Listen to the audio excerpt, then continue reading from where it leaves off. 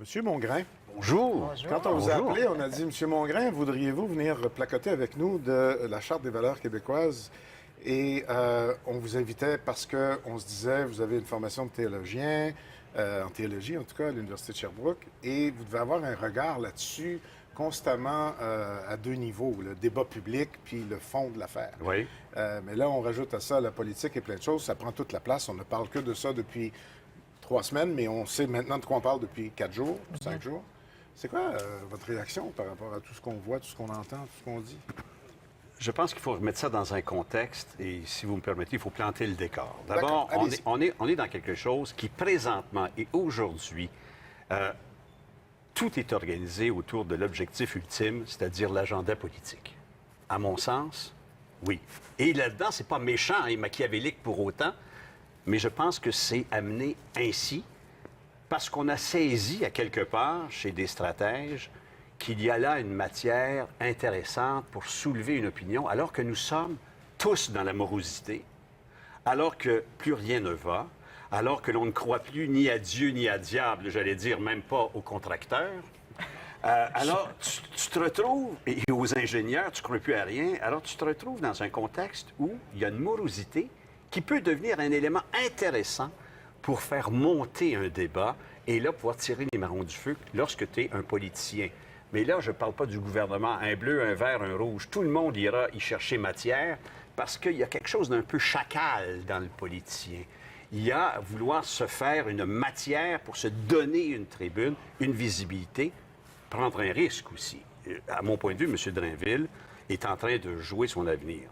J'ai su, par ailleurs, dans le passé, que c'est un homme qui avait des velléités de devenir premier ministre. C'est un goût qu'il a, comme un petit gars veut devenir pompier.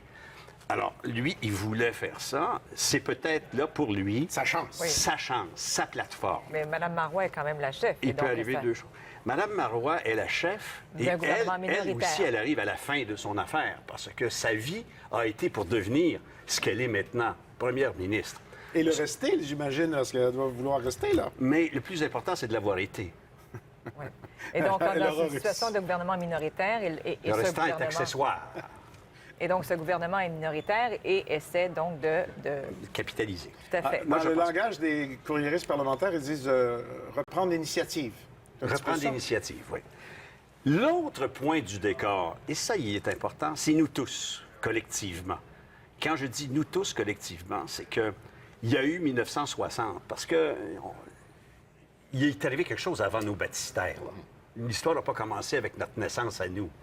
Il y a un Québec qui vit dans la grande noirceur. Il y a un Québec qui est mené par un genre d'hybride, un monstre hybride, qui est le clergé, l'Église et l'État. C'est intimement lié. Et en même temps, avant 60, il y a une unanimité. Le Québec vit le monolithisme. C'est l'unanimité. Votre père pense comme son voisin et le fils du voisin est élevé comme vous. Et après ça, on part, puis on s'en va à la petite école. Il pense comme papa. Il pense comme maman. Il y a un monolithisme extraordinaire. En 60, et dans ces années-là, les historiens me corrigeront, on fait tout éclater ça. Et pour le bien, on s'ouvre au monde. On sort de la grande noirceur. On Et modernise. on fait la laïcisation. Oui. Rapide. Ben, les Peut-être- sœurs enlèvent leur costume. Non, c'est, on passe, on enlève ce qui est sortent des ostentatoire. écoles, On enlève ce qui est ostentatoire et on se donne d'autres valeurs qui sont des valeurs d'État plutôt que des valeurs de ce monstre hybride que l'on a connu dans la grande noirceur mené par Duplessis. Quand aujourd'hui, et je reviens au monde d'aujourd'hui, quand aujourd'hui on me dit « Oh, mais attention, c'est une valeur patrimoniale, le crucifix à l'Assemblée nationale. » Patrimonial de quand? De la venue de Jacques Cartier et de la découverte du Nouveau Monde par le christianisme européen? Ben non. On recule jusqu'au... Duplessis. Ben, c'est Duplessis. Oui. C'est pas le symbole de notre patrimoine, c'est le symbole de l'encoquinement de l'État et de la religion. Ce crucifix-là n'a pas la même valeur Alors, pourquoi que le cette- crucifix de... Pourquoi cette réticence? Parce que nous touchons à quelque chose de très sensible. Le sentiment religieux. Le sentiment religieux, c'est pas quelque chose qui se prouve, c'est quelque chose qui s'éprouve. Et là, on joue dans la sensibilité la plus grande. C'est-à-dire que tout le monde, même le citoyen qui n'a jamais été contaminé par la civilisation, qui n'a jamais, dans les fonds les plus reculés de l'Amazonie, admettons que ça existe toujours, il n'est pas long que cet être humain, face à lui-même, se dit, il y a quelque chose de plus fort que moi. D'où je viens, qui je suis, où je m'en vais. Et là, on s'accroche. On se fait un monde de symboles. On se fait un monde de hiérarchie pour dire, il y a plus fort que moi. C'est le tonnerre, c'est l'orage, c'est Dieu, c'est Yahvé, c'est qui vous voudrez, Mahomet. Je m'en fiche carrément.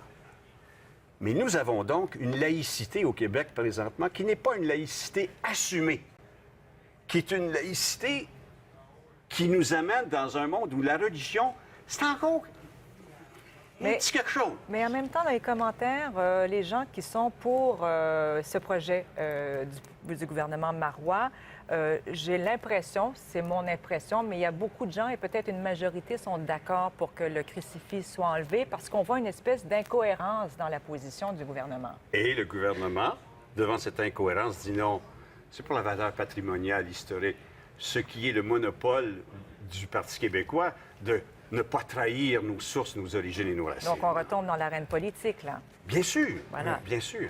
Alors donc, juste pour conclure, cette laïcité non assumée fait en sorte que nos comportements d'aujourd'hui sont les suivants.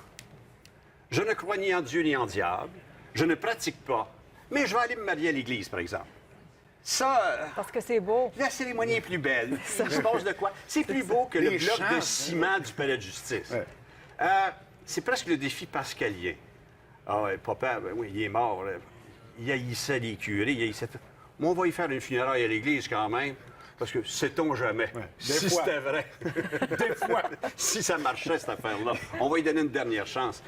Alors, on fait du sur-mesure. On fait, excusez l'expression anglaise, mais du cherry picking. On a une boîte de chocolat, comme Forrest Gump, comme sa mère lui dit. On prend ce qui nous convient. Ce qui nous convient moins, c'est que notre propre identité, on a un problème identitaire. Et il n'est pas uniquement politique, il n'est pas uniquement culturel, il n'est pas uniquement sociologique. Il est également, pour nous, très marqué par une histoire religieuse importante. Écoute, on fait encore des procès à un clergé qui nous a ambitionnés moralement, mais également physiquement. C'est encore présent aujourd'hui. Il y a des règlements, là, présentement, Ouais, il y en a qui eu se la font semaine pour les... dernière. Non, voilà. Alors, donc, on est devant quelque chose qui, à mon point de vue, mise sur notre crainte, notre ignorance de la différence, parce que c'est un terrain propice aux préjugés. Ben oui. Cela dit, ça en fait pas mal de dit, la table est mise, la Oui. scène est plantée. Ça, c'est le décor. Et le décor est installé. Et là, on va regarder dans le concret ce qui est en train de se passer, les arguments qui rebondissent d'un côté comme de l'autre. On est tout de suite allé dans le crucifix parce que ça fait, au Parlement, à l'Assemblée nationale, ça fait déjà... on dirait que c'est à part du reste, ou en tout cas que ça fait partie du débat, alors que le gouvernement a dit non, non, non, c'est bon. Alors, maintenant qu'on sait tout ça, Jean-Luc Mongrain, vous restez là. Claudine, vous avez un petit bulletin de nouvelles qui s'en vient. Vous allez dans notre boîte de discussion si vous voulez rajouter vos commentaires et répondre à notre question. Et jusqu'à 9 h, on va passer au travers. Et puis moi, j'ai des questions sur le débat. Comment on fait nos débats ici? Il me semble qu'à chaque fois, on se plante. En tout cas, pour l'instant, en tout cas, on est parti pour s'entre-déchirer allègrement. Alors, on va parler autant de la forme de ce débat-là que du fond avec Jean-Luc Mongrain jusqu'à 9 h. À tout de suite.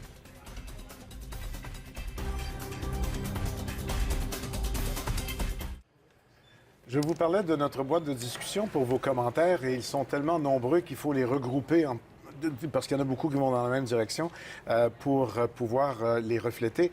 Mais ça va dans toutes les directions. Ce qui me fait, plutôt que d'aller tout de suite dans la boîte de discussion, aller sur Twitter. Toute la semaine, moi, je regardais passer sur Twitter tous les commentaires. Ça va dans toutes les discussions, dans les directions. Mais il y en a un, M. Mongrain, qui m'a fasciné. C'est Marie-Frédéric qui écrivait « Particulier de constater à quel point le Québec ne sait pas discuter et débattre. Tout est pris tellement personnel. Dommage. » Et Crow, pourquoi Crow, je ne sais pas, mais en tout cas, Crow Montréal en a rajouté dans la même veine en disant le débat sur la laïcité est quasi impossible parce qu'au bout d'une minute, ça dérape et on se met à parler de viande halal, puis ça n'a aucun rapport. Bon, je ne suis pas dans le fond du sujet, sur la forme, mais effectivement, on a de la misère. Puis on l'a vu avec jusqu'à quel point, pendant le printemps érable, il y avait une polarisation dans les deux directions qui étaient intenables, même pour les comédiens puis les artistes. Ils pouvaient même pas se prononcer parce qu'ils avaient peur qu'on pense quelque chose. Je me demande si c'est presque culturel, j'allais dire. C'est vrai pour le hockey, Canadien et Nordique, c'est campé. C'est pour la sainte flanelle, tous les mots comptent.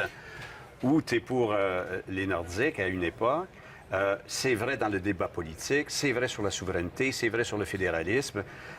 Tu es soit un traître à la patrie ou encore, bon, tu n'as rien compris. Mais on s'assume. Alors, oui, on a un problème avec le débat. Est-ce que c'est un vieux fond, je ne sais pas, moi, de l'unanimité dont je parlais initialement, et on n'a pas été appelé beaucoup à y réfléchir, mais on nous a beaucoup imposé d'idées, mais quand même, on devrait s'en être sorti. L'autre affaire, c'est ça aussi, un manque d'assurance en soi. Si tu n'es pas d'accord avec moi, ça ne vient pas m'attaquer. Je te dis ce que je pense au risque de me tromper sans demander d'avoir raison. C'est ça la prémisse de base d'un échange. Sinon, parlons-nous rien que pas.